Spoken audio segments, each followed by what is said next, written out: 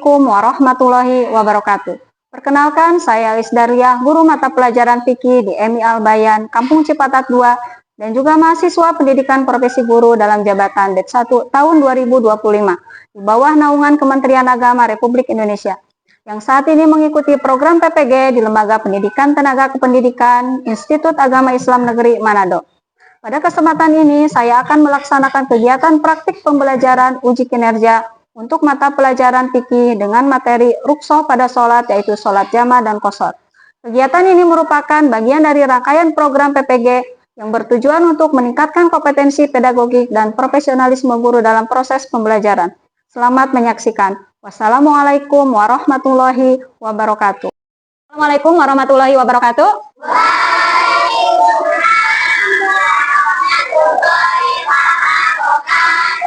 Baik anak-anak, apa kabarnya hari ini? Luar biasa, tetap semangat, bahagia, Allahu Akbar. Sebelum kita mulai ke pembelajaran, terlebih dahulu kita membaca doa sebelum belajar. Nah, doa hari ini akan dipimpin oleh siswa yang tadi datangnya paling awal. Siapa tadi? Rani. Ayo Rani, silakan ke depan.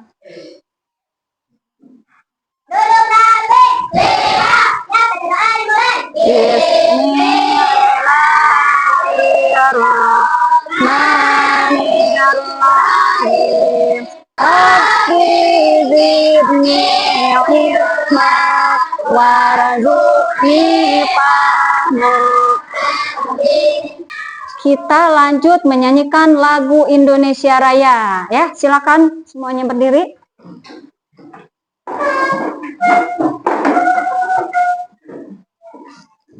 Sudah siap? Hiduplah Indonesia Raya, Indonesia, tanah airku, tanah tumpah darahku. Di sanalah aku berdiri, jadi pandu ibuku. Boleh duduk ya? Oke, duduk kembali. Siapa yang tidak hadir hari ini? Hadir semua. Alhamdulillah, kita semua diberikan kesehatan ya. Anak-anak, sebelum kita mulai, Ibu ingin bertanya. Materi apa sebelumnya yang sudah Ibu sampaikan? Sholat Id. Apa itu sholat Id? sholat Id adalah dua sholat Hari Raya. hari raya yang dikerjakan. Pinter sekali Aura. Apa tadi sholat Id? Sholat Id adalah dua sholat hari raya yang dikerjakan 1 tahun sekali. Ada berapa sholat Id itu? Ada berapa macam? Dua. Yang pertama sholat Idul Fitri. Yang kedua Idul Adha. Hari ini kita akan belajar tentang sholat jama dan sholat qashar ya.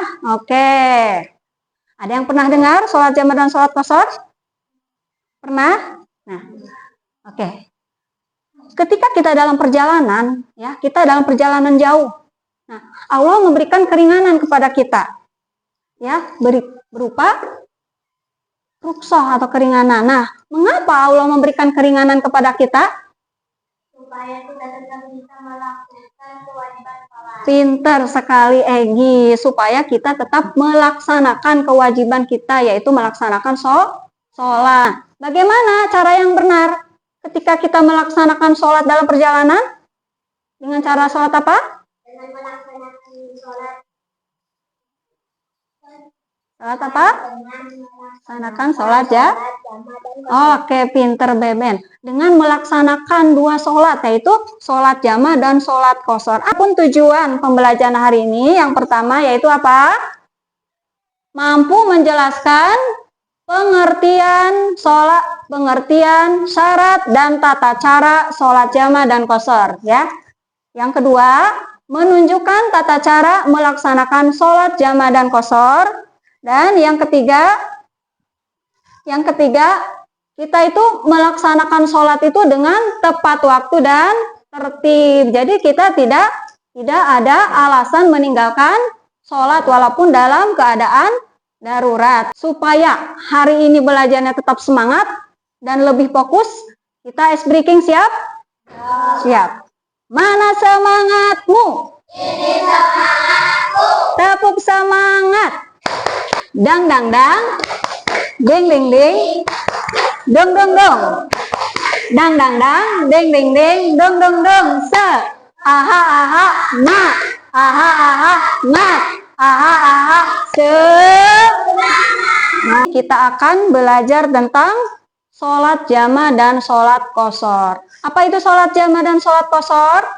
Sholat jama adalah menggabungkan dua sholat fardu yang dilaksanakan dalam satu waktu, ya. Yang kedua, sholat qashar. Apa itu sholat qashar? Meringkas sholat 4 rakaat menjadi 2 rakaat. Baik. Nah, sholat apa saja yang boleh dijama dan diqashar? Ya, yang boleh dijama itu apa aja? Sholat zuhur dengan asar. Yang kedua, sholat maghrib dengan isya. Berikutnya, sholat yang boleh diqashar. Sholat apa aja? Zuhur, asar, dan isya. Macam-macam sholat jama. Sholat jama itu dibagi dua. Yang pertama, sholat jama apa? Jama takdim. Apa jama takdim? Menggabungkan sholat fardu yang dilakukan pada sholat yang pertama. Contohnya, kita melaksanakan sholat zuhur dengan asar. Berarti kita menjama takdimnya itu pada waktu zuhur, ya. Yang kedua, jama takhir, yaitu menggabungkan sholat fardu yang dilakukan pada sholat yang kedua, ya. Contohnya apa?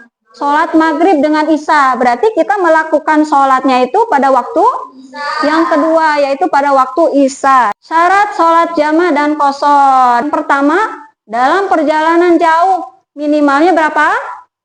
80,60 km atau setara dengan 90 km. Oke, yang kedua, tujuannya itu harus baik, bukan untuk maksiat kita bepergiannya, ya. Yang ketiga, sholatnya itu bukan qadha, ya. Sholatnya itu harus adaan. Yang keempat, niat, ya. Sebelum kita sholat harus niat dulu, ya, menjama atau mengqashar, ya, pada saat takbiratul ihram, ya. Nah, bagaimana cara melaksanakan sholat jama dan qashar? Nah, yang pertama, kita lakukan iqomah dulu, ya. Itu sholat yang pertama. Kemudian, yang kedua apa? Niat sholat yang pertama, baik itu jama maupun qashar. Yang ketiga apa?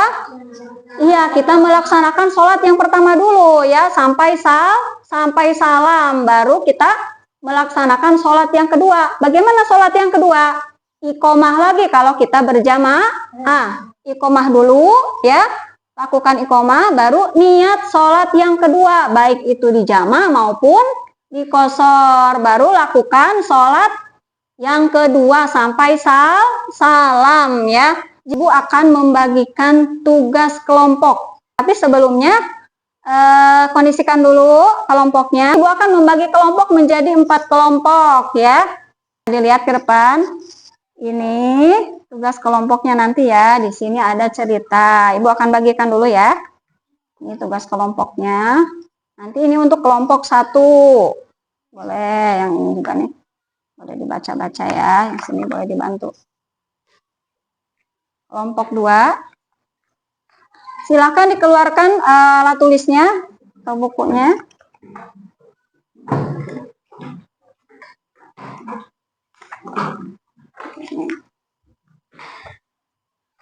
Untuk kelompok 3, bisa barengan, ya, nanti dibacanya. Ini kelompok 4, boleh dibaca. Ini juga.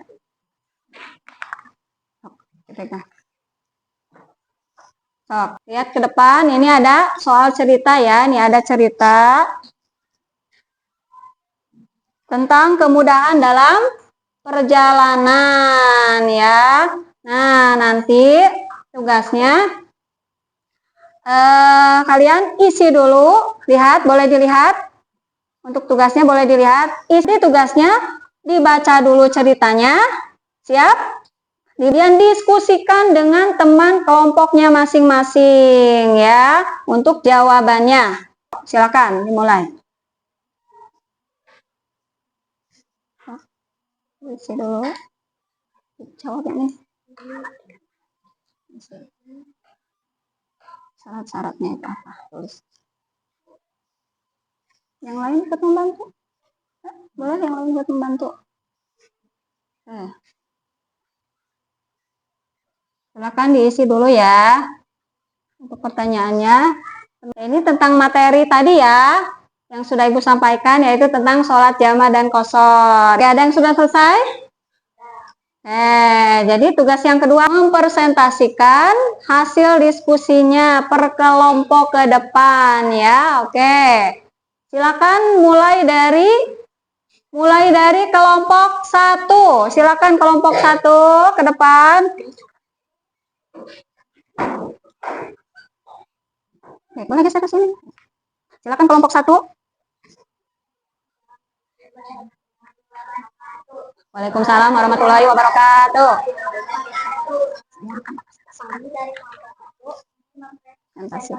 Hasil. Ya. Silakan. Ya. Mengapa keluarga Pak Budi melakukan sholat jamaah dan qashar saat perjalanan? Tidak keluar dari saat perjalanan selama 8 jam sehingga mereka diperbolehkan untuk dan mengqashar. Apa pengertian dari sholat jamaah dan sholat qashar?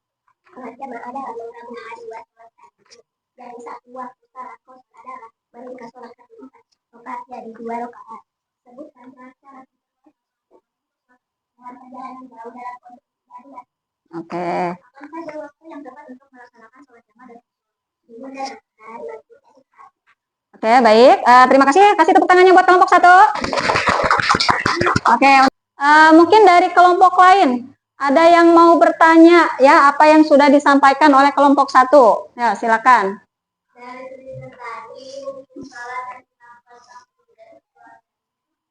hukumnya boleh karena kondisi yang terjadi pada Pak Budi memenuhi syarat. Oke, terima kasih ya. Apa tadi? Hukumnya melaksanakan sholat jamaah dan qashar. Apa tadi Aura? Hukumnya boleh atau mubah ya karena sedang dalam perjalanan. Terima kasih untuk kelompok 1 ya. Ibu kasih supaya semangat. Ibu kasih hadiah buat Nabila. Terima kasih sudah bertanya. Begitupun dengan Egi. Nah, apalagi kelompok ini yang sudah menjawab. Oke, kelompok 1. Oke, kasih tepuk tangannya buat kelompok 1. Oke, silakan duduk. Oke. Dari cerita tadi ya, bahwa Pak Budi itu kenapa bisa melaksanakan sholat jamaah dan qashar? Apa tadi alasannya? Karena Pak Budi itu sedang dalam perjalanan dari Jakarta ke Yogyakarta dan memakan waktu lama ya di perjalanan ya. Jadi keluarga Pak Budi itu diperbolehkan untuk melaksanakan sholat jamaah dan qashar ya. Silakan dikumpulkan untuk tugasnya untuk mengukur pemahaman kalian tentang materi sholat jamaah dan qashar. Ibu akan memberikan tugas mandiri. Nah ya, yang dikerjakan nanti sendiri-sendiri ya. Nah, yang terdiri dari 5 pilihan ganda dan 5 isian singkat ya. Baik, Ibu bagikan ya. Mohon dikerjakan. Silakan dikerjakan. Alhamdulillah sudah selesai ya. Tapi sebelumnya Ibu mau bertanya lagi nih. Ya. Tadi kita sudah belajar tentang apa? Sholat jamaah dan sholat qashar ya. Yang pertama tentang apa? Pengertian sholat jamaah dan sholat qashar. Yang kedua, syarat sholat jamaah dan qashar. Tata cara melaksanakan sholat jamaah dan sholat qashar ya. Baik anak-anak, mungkin itu ya materi hari ini, yaitu tentang sholat jamaah dan qashar. Semoga kita bisa melaksanakannya. Ya, kita sudah tahu apa arti sholat jamaah dan qashar itu, bagaimana syarat-syaratnya, ya, bagaimana hukumnya, dan dalam kondisi apa kita bisa melaksanakan sholat jamaah dan sholat qashar ya. Nah, untuk minggu depan kita lanjut dengan materi tentang hikmah melaksanakan sholat jamaah dan qashar. Demikian pembelajaran hari ini, semoga bermanfaat. Tapi sebelum Ibu tutup, terlebih dahulu kita membaca doa. Bismillahirrahmanirrahim.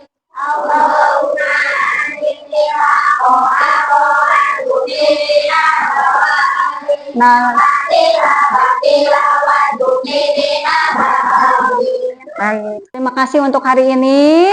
Dan Ibu ucapkan wassalamualaikum warahmatullahi wabarakatuh.